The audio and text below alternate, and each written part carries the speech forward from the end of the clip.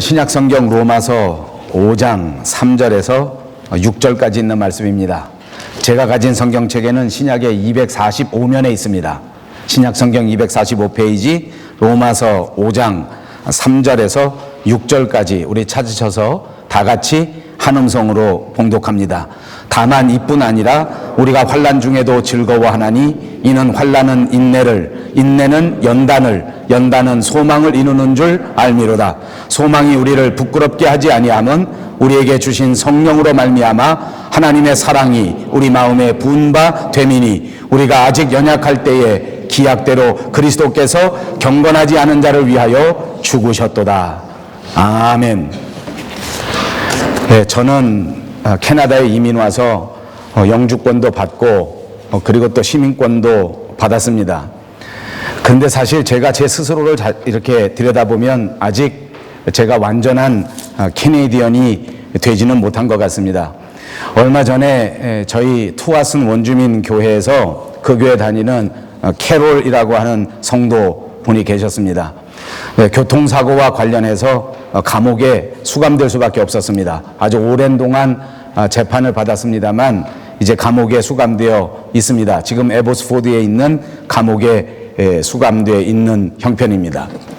제가 한번 면회를 가려고 했습니다. 그래서 그 투와슨 원주민 교회를 담당하는 우리 김은삼 목사님이나 청년들에게 묻고 같이 가려고 계획을 했습니다만 그런데 그 감옥에 면회를 가는 절차가 우리와는 전혀 달랐습니다. 절차가 아주 복잡합니다. 미리 신청을 하고 또 비디오를 통해서 교육을 받고 또 몇 번씩 세미나에 참석해야만 그래야 갈 수가 있고 갈 때마다 허락을 받아서 들어가야만 했었습니다. 너무 복잡해서 저는 교육을 받을 시간이 없었고 그래서 결국 저는 가지 못했습니다. 그런데 이제 우리 교회 김은삼 목사님이나 또 우리 정호빈 청년 같은 사람들은 세미나를 다 받고 또 교육도 받고 상담도 하고 그렇게 해서 방문을 하고 또 면회를 했습니다. 더 재밌는 것은 면회를 몇 번 이렇게 가면 또 감옥에서 크레딧이 쌓이기 때문에 그 면회를 오는 사람들과 더불어 바비큐 파티를 하게 해줍니다. 그 바비큐 파티를 하려고 하면 그 면회 오는 사람들이 최소한 몇 번 이상 와야 하기 때문에 그것을 맞추기 위해서 우리 정호빈 청년 같은 사람들은 학교 갔다 와서 바쁜 일정 다 그만두고 일주일에 한 번씩, 2주일에 한 번씩 그 면회를 다녀와서 그래서 결국 자격을 획득해서 바비큐 파티를 했다 하는 보고를 받았습니다. 사실은 이런 것뿐만 아니라 제가 여기 살면서 느끼는 것은 아직도 이 법규, 이 사회, 그리고 이 문화에 대해서 모르는 게 많습니다. 다만 한 가지씩 알아가고 있는 중입니다. 점점 제가 완전한 캐나다 사람이 되어가고 있다 하는 것을 느낄 수는 있습니다. 이것뿐만은 아닙니다. 제가 남편이 된 지가 벌써 30년이 훨씬 넘었습니다. 연애한 기간을 따지면 그것보다도 더 많습니다. 그런데도 불구하고 제 자신이 완전한 남편인가, 부끄럼 없는 남편인가에 대해서는 대답할 말을 찾을 수가 없습니다. 아버지가 된 것도 그렇습니다. 벌써 30년이 지났습니다. 그러나 제가 과연 자격 있는 아버지인가에 대해서는 똑바로 대답할 수 없는 형편입니다. 목사가 된 지 만 26년이 지났습니다. 그럼에도 불구하고 아직도 목사다운 인격을 가졌는가, 목사다운 품행을 올바로 시행하고 있는가에 대해서는 또 대답할 수가 없습니다. 우리 모두가 다 예수를 믿고 구원을 받았지만 여전히 문제가 많습니다. 믿음으로 의롭게 되어 죄인에서부터 완전히 사함을 받고 의인이 돼서 우리의 신분은 완전히 바뀌었습니다. 이제는 우리가 영주권만 받은 상태가 아니라 모두가 다 하늘의 시민권을 받고 하늘에 소속한 사람이 된 것이 분명합니다. 그럼에도 불구하고 부끄럽게도 우리 자신은 아직도 그 신분에 걸맞게 모든 문화와 모든 형편을 살지 못하는 것 같습니다. 그래서 이 세상에서 우리가 살아가는 삶은 하나님의 백성으로서 하나님의 사람다운 삶을 살기 위해 조금씩 변화되는 과정이라고 말할 수 있을 것입니다. 이것을 신학적으로 설명할 때에는 성화의 과정이라고 말합니다. 아마 우리 모두가 다 천국에 도달할 그때까지는 어느 한 사람도 완전한 그리스도인이다, 완전한 하나님의 자녀다라고 자신 있게 말할 수 있는 사람이 없을 것입니다. 그럼에도 불구하고 쉽지 않은 이 땅의 삶 위에서 우리는 모두가 다 약속을 받은 사람답게 그리스도인으로서 조금씩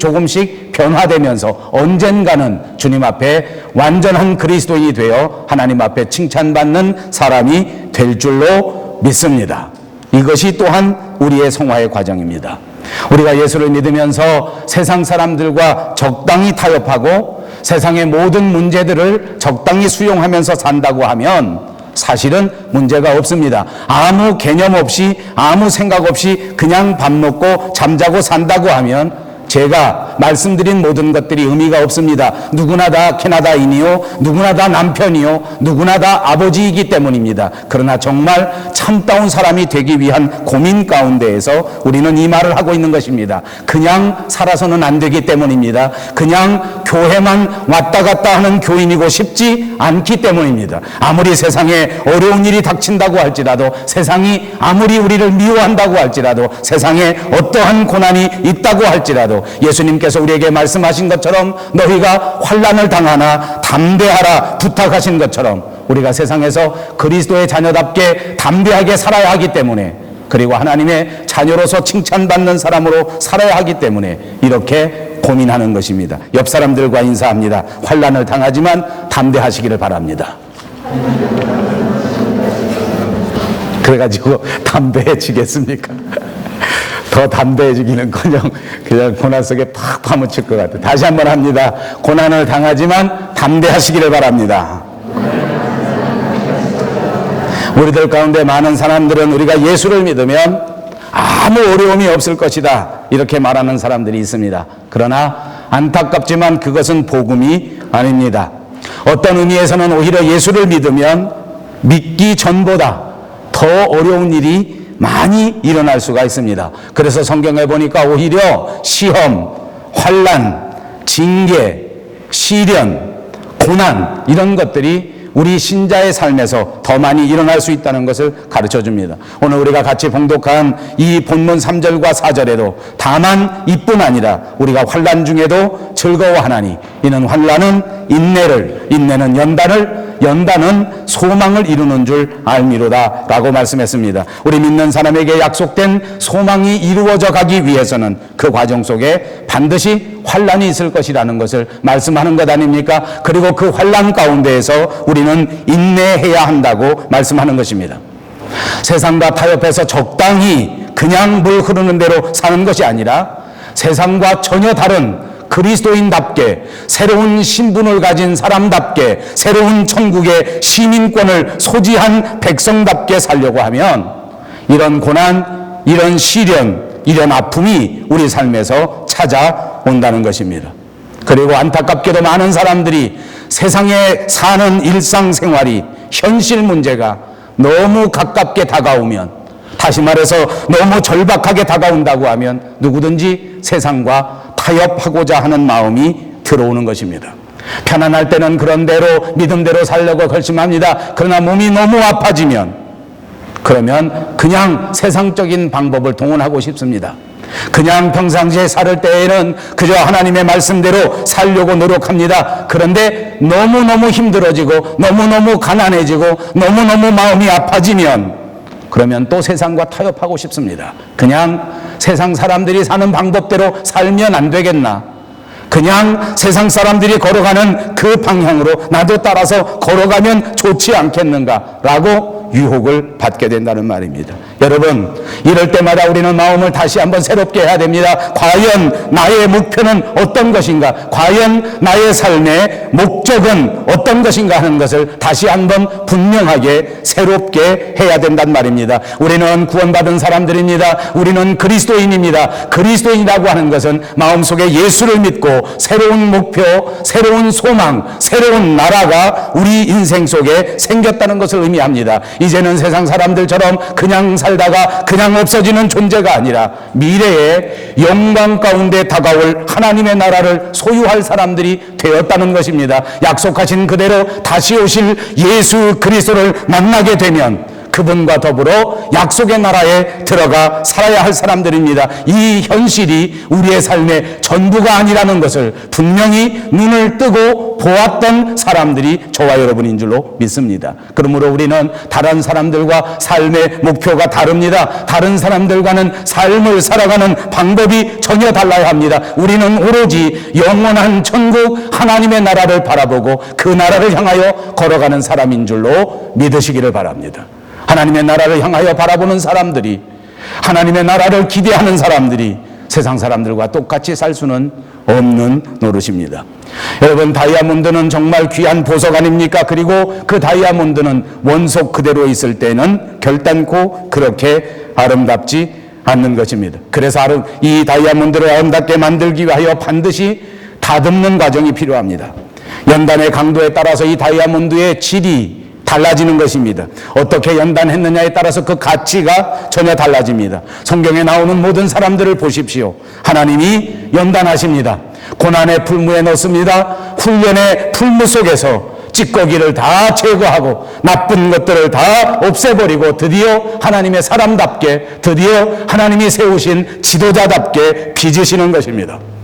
여러분, 저와 여러분의 삶의 현장 속에 만약 환난이 다가온다고 하면 우리는 그 환난을 훈련의 기회로 삼고 연단의 기회로 삼아야 합니다. 그리고 이 연단에서 우리가 해야 할 단 한 가지는 오늘 성경 본문에서 말씀하시는 것처럼 인내하는 것입니다. 우리가 환난을 만날 그때에 담대하게 인내하는 것입니다. 그러므로 여러분, 우리의 신앙의 삶이라고 하는 것을 다른 말로 하면, 믿는 사람들의 삶을 다른 말로 한마디로 한다면 그것은 인내의 삶일 것입니다.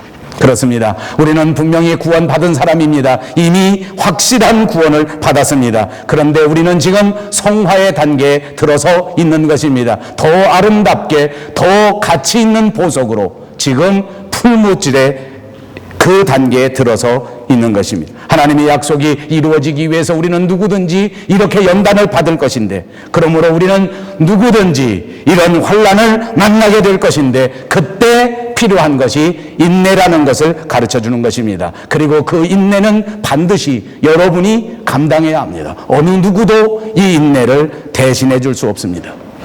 학생들이, 우리 자녀들이 시험을 봅니다. 시험을 준비합니다. 정말 힘든 과정 속에서 어렵게 힘들게 시험을 준비합니다. 아무리 안타깝다고 해서 부모가 대신 시험을 쳐줄 수는 없습니다. 그리고 그렇게 해서도 안 되는 것입니다. 하나님이 약속하신 그 구원의 완성을 향하여 갈 때까지는 우리 누구나 한 사람 한 사람이 반드시 치루어야 할, 거부할 수 없는 시험이 있다는 것입니다. 그리고 그 시험을 견뎌내고 승리하는 방법은 오로지 인내밖에 없다고 하는 사실을 꼭 믿으시기를 바랍니다. 여러분, 현실이 쉬울 때는 인내하기가 그나마 쉽습니다. 그러나 현실이 너무 어려우면 인내하기도 따라서 너무 어렵습니다. 환난이 계속되면 배반할 수밖에 없습니다. 일제시대 때 신사참배를 거부하고 순교한 사람들이 얼마나 많은지 모릅니다. 그러나 여러분, 역사를 통해서 보니까 순교한 사람만 있는 것이 아니라 사실은 정확하게 말하면 그보다 훨씬 더 많은 사람들이 다 배교하고 다 배반하고 다 예수님을 포기하고 다 교회를 나가버리고 말았습니다. 해방이 되고 난 다음에 신사참배를 거부하고 끝까지 옥에 있으면서 매를 맞고 팔다리가 다 부러질 지경이 됐지만 끝까지 하나님의 말씀을 지키고 믿음을 지켰던 사람이 있었습니다. 그리고 해방이 되고 난 다음에 온 교회가 이 사람을 초청해서 간증을 들었습니다. 그랬더니 이 간증하는 사람이 하는 말이, 만약 하나님께서 한 달만 더 늦게 해방시키셨더라면 나도 그 모진 고문을 피할 수 없었을 것이다. 그렇게 매를 맞고 그렇게 어려움을 당하고 그렇게 고문을 당하는데 도저히 더 이상 포기할 수밖에 없었다. 하루만 더 지나면 그만 포기해야지. 나도 내일 순사가 붙잡아서 고문하면 내일은 나도 예수님을 포기한다고 말해야지 라고 마음속에 생각하는 그 순간에 해방이 다가왔다라고 겸손하게 간증하는 이야기를 들었습니다. 어찌 보면 이것이 우리의 솔직한 형편일 것입니다. 너무 어려움이 계속되면 너무 핍박이 계속되면, 너무 환난이 계속되면 믿음을 지키기가 어렵습니다. 그러므로 사랑하는 여러분, 교회 생활은 결코 간단한 것이 아닙니다. 그러므로 여러분, 믿음 생활은 결코 그렇게 쉬운 것이 아닙니다. 어찌 보면 어려운 일입니다. 어찌 보면 정말 쉽지 않은 일입니다. 요한계시록을 보십시오. 마지막 날에 주님이 재림하시는 그 순간까지, 끝까지 견디는 자에게는 영광의 면류관, 승리의 면류관을 주시겠다고 말씀하지 않습니까? 끝까지 견뎌야 합니다. 마지막까지 믿음 위에 서 있어야 합니다. 이것은 다른 사람이 대신할 수 있는 것이 아니라 바로 여러분 한 사람 한 사람이 겪어야 하는 여러분의 책임이요, 여러분의 몫입니다. 참된 믿음이라고 하면 결단코 환난 가운데 무릎 꿇지 않는 것입니다. 진짜 의리라고 하면 비바람이 불어와도 끝까지 지키는 것이 의리입니다. 환난이라고 할지라도, 고난이라고 할지라도 붙들고 있어야 참다운 소망이란 말입니다. 아무리 힘들어도 소망이 없어진다면 그것은 소망이 아닙니다. 그러므로 사랑하는 여러분, 모두를 축복합니다. 어떤 상황 속에서도 이 믿음, 이 소망 꼭 붙들고 소망의 사람, 믿음의 사람으로 우뚝 서셔서 마지막 때 주실 승리의 면류관, 영광의 면류관 다 받아 누리시기를 주님의 이름으로 축복합니다. 그러므로 여러분, 오늘 이 순간에 다시 한번 생각합니다. 나는 지금 과연 무엇을 생각하고 있는가? 나는 지금 과연 무엇을 소망하고 있는가? 다시 한번 진지하게 마음속 깊이 질문을 던져보시기 바랍니다. 이 질문에 대한 대답이야말로 우리의 삶을 결정할 것이기 때문입니다. 이 질문에 대한 대답이야말로 우리의 미래를 결정할 것이기 때문입니다. 사람은 누구든지 소망하는 것을 향해 달려가게 됩니다. 누구든지 소망하는 그대로 이루어지게 되는 것입니다. 그리고 누구에게나 소망하는 것이 있습니다. 인간에게 있어서 소망이야말로 우리 사람을 움직이는 동력이라 해도 과언이 아닐 것입니다. 누구나 이끌어가는 동력은 바로 소망입니다. 세상이 우리를 이끌어가는 것이 아닙니다. 돈이 우리를 이끌어가는 것이 아닙니다. 사실은 돈에 이끌려 다니는 사람이 있지 않습니까? 돈에 이끌려 다니다 보면 마지막에는 불행입니다. 경제에 이끌려 다니는 사람이 있습니다. 정치에 이끌려 다니는 사람이 있습니다. 명예에 이끌려 다니는 사람이 있습니다. 그러나 이 모든 것들이 우리에게 참다운 소망이 될 수가 없습니다. 요즘은 고령화 사회입니다. 저도 나이가 이제 점점 먹어가는 세대 속에 있습니다. 우리가 만나서 이야기할 때 우리의 모든 대화는 이제 이 고령화 사회에 어떻게 노후를 준비할 것인가, 어떻게 노후를 보낼 것인가 하는 것이 관심사입니다. 많은 사람들이 다시 믿음을 던져버립니다. 그리고 세상적인 기준으로 이 노후를 생각합니다. 그래서 우울해집니다.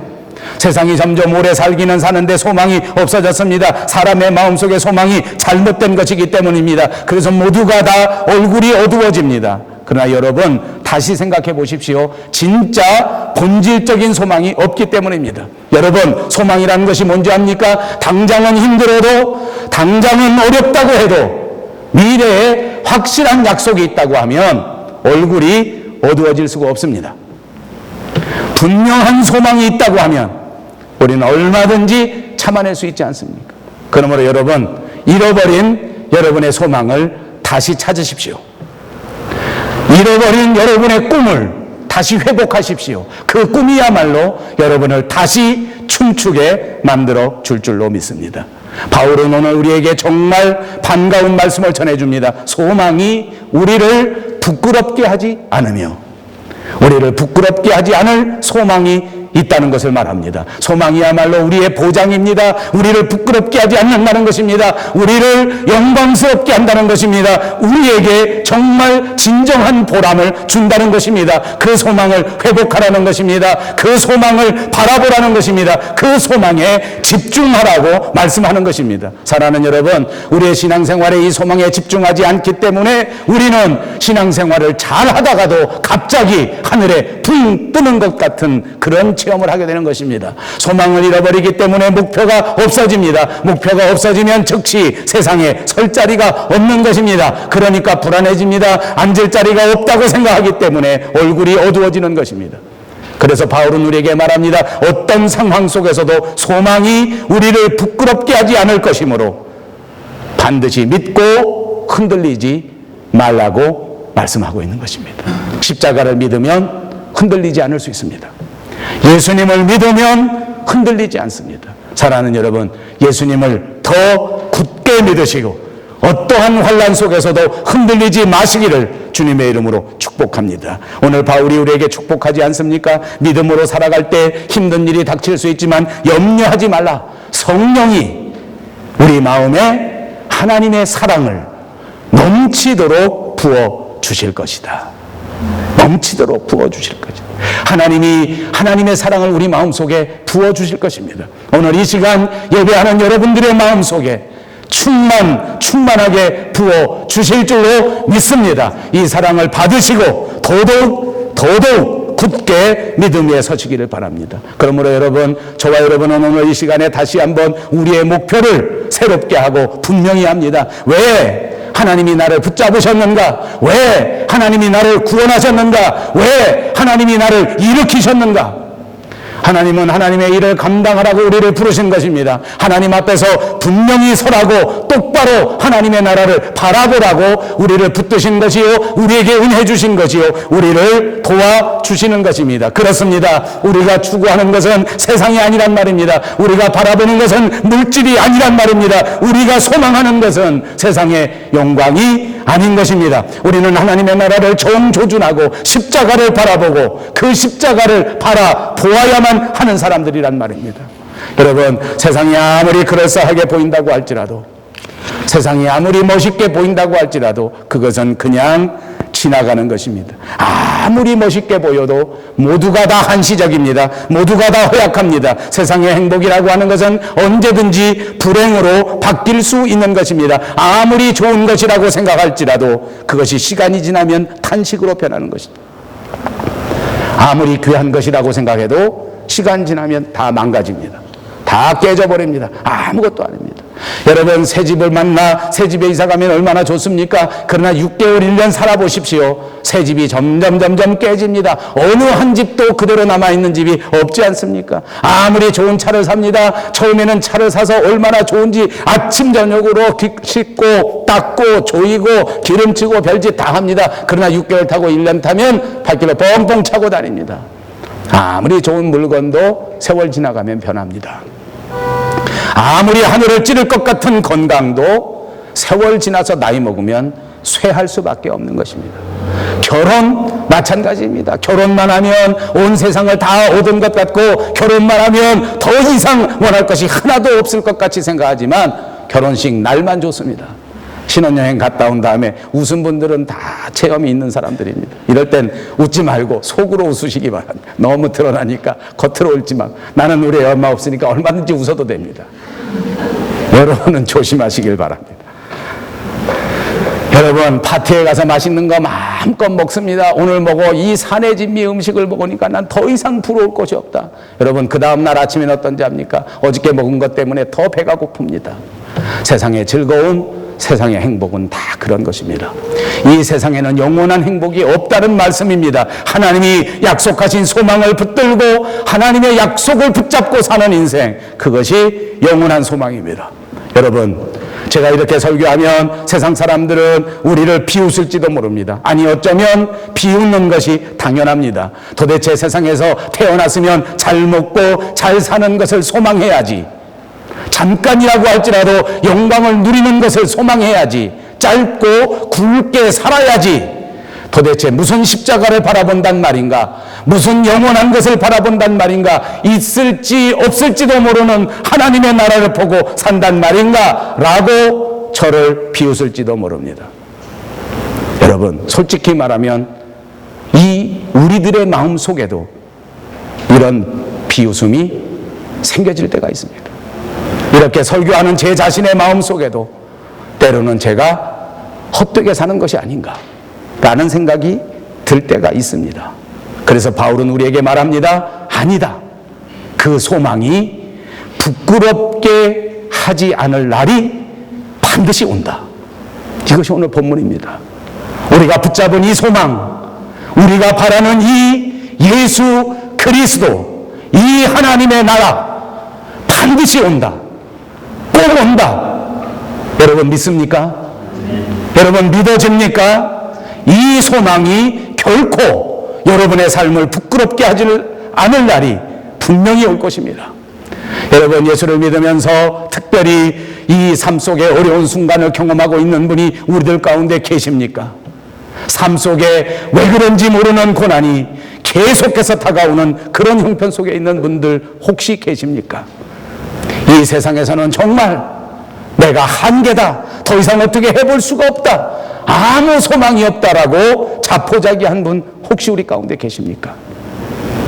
이 순간에 하나님이 우리에게 말씀하는 것입니다. 아니다, 다시 생각해보라. 내가 정말 바라고, 내가 정말 원하고, 내가 정말 집중해야 될 세계가 따로 있다. 영원한 소망, 진짜 목표를 다시 한번 생각해보라, 그 말입니다. 사랑하는 여러분, 내 마음대로 되지 않을 때 불평하지 마십시오. 그때가 오히려 인내를 배워야 할 순간일지 모릅니다.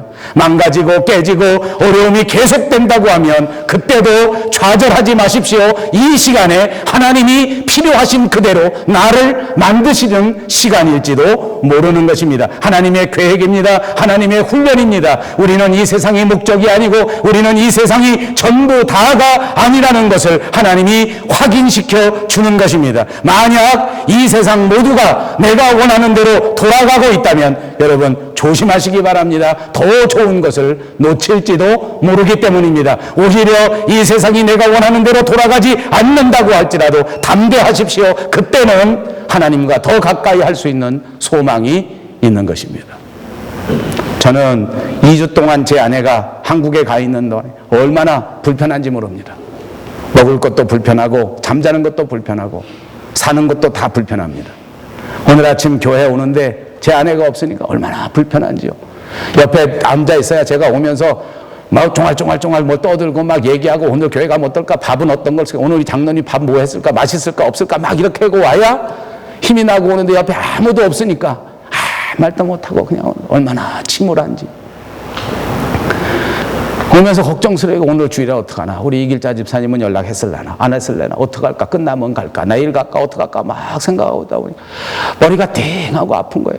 띵하고 아프니까 하나님 하고 기도가 나오더라고요. 아, 하나님이 제 안에 없는 동안에 기도하라고 하시는 거구나. 계속 없었으면 더 충만한 기도의 사람이 되겠구나. 아버지, 그런 마음이 다 오더라고요. 여러분, 세상이 힘들기만 한 게 아니에요. 다 망할 것만은 아니더라고. 견디기 힘들어. 고난이 견디기 쉬운 사람이 어디 있겠어요? 고생이 좋은 사람이 어디 있겠어요? 그렇지만 한 번 더 생각해 보면 고난이 주는 유익이 있다는 거예요. 너무 세상만 쳐다보고 살고 너무 죄만 바라보고 사니까 십자가 잊어버리고 구원을 잊어버리고 진리를 잊어버리기 때문에 때로는 연단이 필요하고 때로는 고난이 필요한 것입니다. 왜냐하면 하나님의 목적이 뭔지 압니까? 여러분, 세상에서 아무 병들지 않고 세상에서 외롭지 않고 세상에서 편안하게 잘 살게 하시는 것도 하나님이 원하시는 것입니다. 그러나 하나님의 진짜 목적, 더 큰 목적이 뭔지 압니까? 여러분을 반드시 하나님의 나라로 데리고 가는 것입니다. 반드시 천국에 데리고 가야 하기 때문에, 하나님의 사람답게 변화시켜야 하기 때문에 때로는 외롭게도 하시고 때로는 억울하게도 하시고 때로는 힘들게도 하시는 겁니다. 참고 견디어서 하나님의 사람답게 변화되어 성화되어 한 사람도 이탈하지 말고 하나님의 나라에 넉넉히 들어오라고 생각하시는 하나님의 계획이 있는 줄로 믿습니다. 그러므로 사랑하는 여러분, 오늘 현실에 어렵고 힘드십니까? 낙심하지 마십시오. 곧 주님이 우리 가운데 오실 것입니다. 천국은 그렇게 멀리 있지 않습니다. 매일매일 순간순간 우리에게 다가오고 있습니다. 마지막 주님의 부르심의 소리가 우리 귀에 들릴 그때에 우리의 소망이 부끄럽게 되지 않는 그런 저와 여러분이 꼭 돼야 되지 않겠습니까? 그날을 위하여 준비하는 은혜가 여러분에게 꼭 있으시기를 바랍니다. 소망을 붙잡으십시오. 그 소망을 간절히 바라보십시오. 그러면 그 소망이 여러분을 거꾸로 이끌어가는 위대한 역사가 생겨질 것입니다. 믿음에 여러분의 마음을 온전히 다 던져드리십시오. 믿음이 여러분을 이끌어가는 위대한 역사가 일어나게 될 줄로 믿습니다. 하나님의 성령이 저와 여러분 그리고 우리 교회를 이끌어 가셔서 반드시 영광의 면류관을 얻게 되는 우리들 모두가 되시기를 주님의 이름으로 축복합니다. 기도하겠습니다. 자비하신 우리 하나님 참 감사합니다. 우리의 인생 가운데 환난이 있을 것이나 인내하며 담대하며 소망 가운데 흔들리지 않기를 소원합니다. 주여 우리를 도와주셔서 이 소망을 붙들고 성령의 이끌림을 받는 복된 성도들이 되게 하여 주시옵소서. 예수님의 이름으로 간절히 기도하옵나이다. 아멘.